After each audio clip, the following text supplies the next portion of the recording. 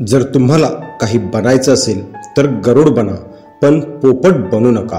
पोपट बोलतो तर भरपूर, परंतु जास्त उंचीवर उडू शकत नाही। गरुड बोलतो फार कमी, परंतु सगळ्यात जास्त उंच उडत असतो आणि सगळ्या पक्ष्यांचा राजा असतो गरुड। आज मी आपल्याला 5 असे मुद्दे सांगणार आहे जे प्रत्येक व्यक्तीने गरुडाकडून शिकले पाहिजेत। जीवनातील भरपूर मोठी शिकवण आहे या 5 मुद्द्यांमध्ये। पहिली शिकवण, ईगल फ्लाय अलोन। गरुड एकटा उडतो आणि इतर पक्ष्यांच्या तुलनेत अधिक जास्त उंच उडतो। गरुड एकटा उडेल, परंतु कधीही चिमणी अथवा कोणत्याही लहान पक्ष्यांबरोबर उडत नाही। गरुड नेहमी एकतर गरुडाबरोबरच उडतो, नाहीतर एकटाच उडतो। यातून आपल्याला हीच शिकवण मिळते की छोट्या विचारांच्या लोकांपासून नेहमी दूर राहा आणि एकटे राहा। हीच एक वेळ असते ज्यावेळी स्वतःला जाणून घेण्याची संधी असते। दुसरी शिकवण, गरुडाचे ध्येय एकदम क्लिअर आणि मजबूत असते। गरुड आपली शिकार 5 किलोमीटर लांब राहून पाहू शकतो। एकदा त्याला आपले लक्ष्य दिसले की मग तो त्याच्या वाटेत कितीही अडथळे येऊ देत, तो आपले लक्ष्य पूर्ण करूनच विश्रांती घेतो।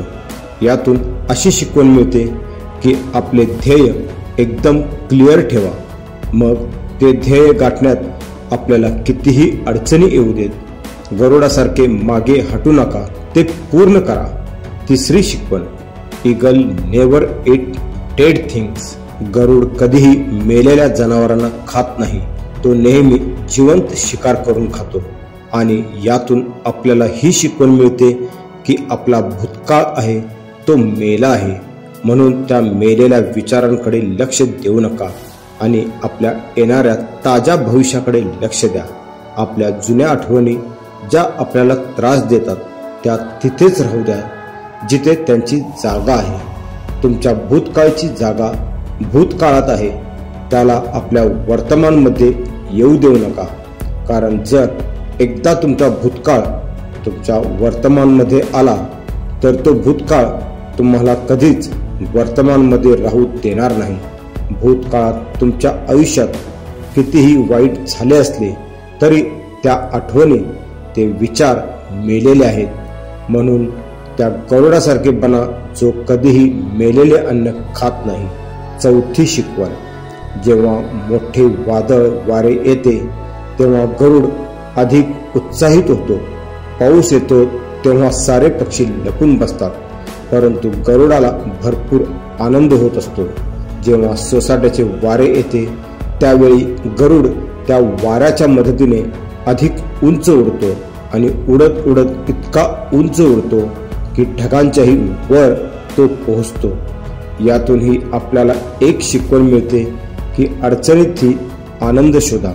नेपोलियन हिल म्हणाले होते की प्रत्येक मोठे आव्हान आपल्याबरोबर एक मोठी संधी घेऊन येत असते, म्हणून गरुडासारखे त्या संधीला ओळखा आणि ज्या दिवशी तुम्ही त्या संधीला ओळखाल त्या दिवशी सगळी संकटे, सगळी आव्हाने तुमच्या खाली असतील आणि तुम्ही त्या संकटांच्या वर असाल।